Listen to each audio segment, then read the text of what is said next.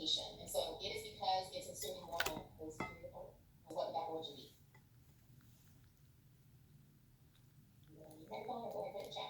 You looked ahead and you preloaded it, right? You should have this hopefully written in your notes already. Muscle, right? And here's psoas major. So psoas major and the right muscle, they come together and they have a common, right?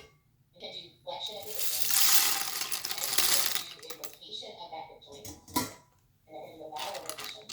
These are often called your hip flexors. These are very powerful hip flexors. So what do you think about trying it? I recommend you screen through on your phone that hold the iliopsoas muscle. You do powerful flexion and then extension. So iliopsoas for flexion, use maximus for extension. So that flexion.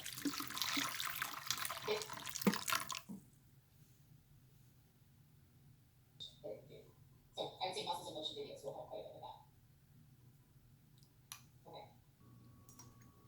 All right. Now we're going to focus on muscles that move the leg. We're going to start with flexors, leg flexors. So this group, these are the hamstring muscle group. So this is the hamstring muscle group.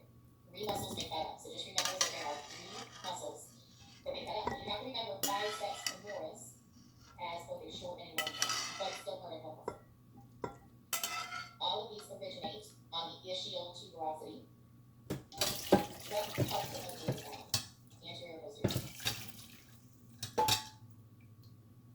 Let's see, get in chat, posterior. So all of these originate. These will all flex the leg and extend the thigh. So even though I have it in leg, they will also extend the thigh, which makes sense because they originate on the whole floor. So they cross the hip joint. These are the ones you use during normal walking. So let's look at these muscles. One of the things I know for walking, it's very easy for students to get these mixed up because again, they're all red. When you look at them, you're like, where is one, where is the other cells? This is also where you want to spend time looking at these in physical body, where you can look at all the cells. So the other thing,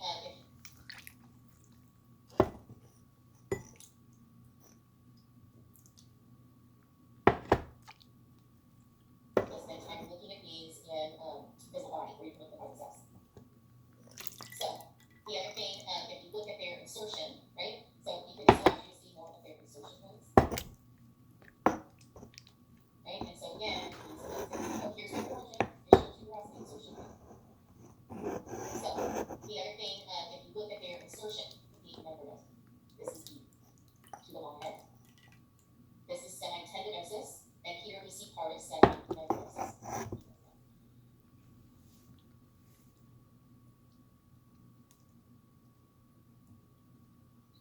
You hear the recording message? And I'll ask you all these questions when we get. So, all right, so here's your recording. So let's go ahead. We have a couple questions that relate to your quiz content for tomorrow. So let's do a little practicing with that. All right, here's your first one. 5 seconds. You got a good answer in. Okay. Good. 72% you got that right. It's extend the humerus. And what?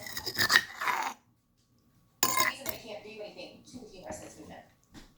Where's the muscle's insertion? Then on the scapula, right? To move a bone, right, it has to insert on that bone. And so trapezius muscle, while it's in the vicinity of the humerus and the shoulder joint, it actually only positions the scapula. Now, it can also hyperextend the neck. We talked about that. Again, that's that reverse muscle action. But it cannot extend the humerus because it doesn't attach to the humerus. Okay? So good. I see that answer in the chat. Awesome. All right, we're going to do one more. So the third and final top math question for today. What muscle below does not insert on the greater tubercle? I'm going to give you 60 seconds.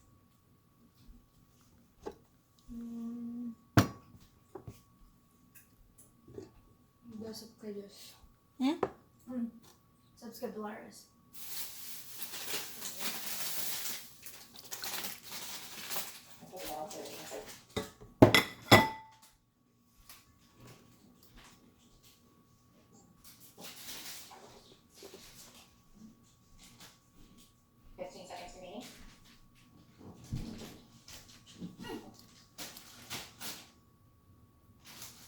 Your knee joint kind of locks in position.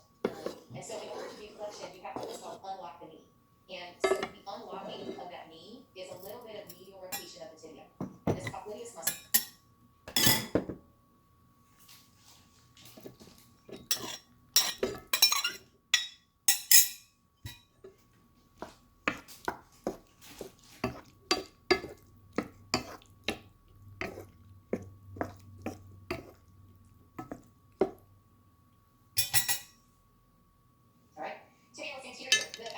part of your leg has very little musculature, but one muscle it does have is the brachialis anterior.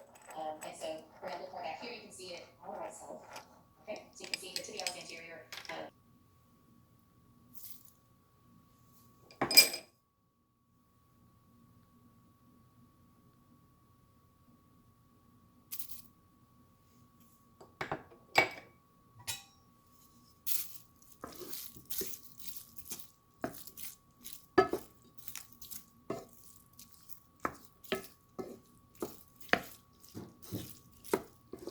Here's just another picture to see that. So I'll just show you some views of that. And again, you will see here the abstract medius has two heads. To know their mountains and insertions, then you should know their actions. Okay? Lots of muscles. So what do you think? Are we chunking our work? Working through a little bit at a time as we go? I think that's always important in any study or work that you have to do. But I think it's very important with muscles to be sure that you kind of, those are just some sciatic. Right? It's just a nerve. You know, the cranial nerves, you should know a lot of names of those already, right? So trochlear nerve, right? Optic nerve. We've mentioned a whole bunch of cranial nerves. There are 12 pairs of cranial nerves, and there's 31 pairs of spinal nerves. But what we're going to do between Friday and Monday is we're going to focus on spinal cord anatomy and spinal nerves. But before we do that, we need to do some definitions. So we're going to talk about, in just a minute, I'll talk about what ganglion means and all that stuff. Things enter through the afferent division. And so afferent and sensory mean the same thing. This is the incoming information. It's going to pick up information at receptors, and its job is to tell the nervous system something.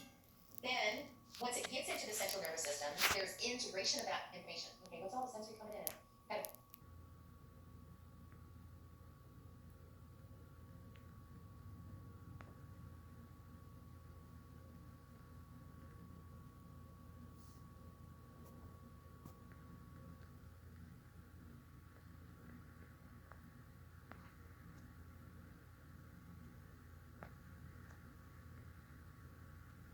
neurons integrate.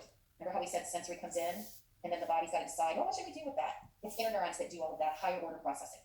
So they're only located in the brain and the spinal cord. You will not find an interneuron in your arm. But I'll talk about the terminal in just a second. Pseudo-unipolar. Notice we've got dendrites. We've got an axon, right? So this is axon right here. This is axon right here. There's the cell body. This is what sensory neurons look like, many sensory neurons. And we'll look at examples of that in just a little bit. Bipolar, this is what you see with special senses. I just got done in physiology talking about how do you determine the taste of something or the smell. We were looking at bipolar neurons. Their anatomy is a little bit different. They do have a dendrite, they do have a cell body, they have an axon and terminals, but notice that they've got kind of just one big dendrite, right? So rather than the dendrites coming off from all areas. But special senses like vision use this as well. You doing okay? So those are neurons. But there's another group of cells that play a very important role within the nervous system. And so these are neuroglia. So neuroglia have a role in a lot of other things. They support neurons, both physically and metabolically. And so what we need to do now is talk a bit more. This is the time. Remember I showed you this picture before?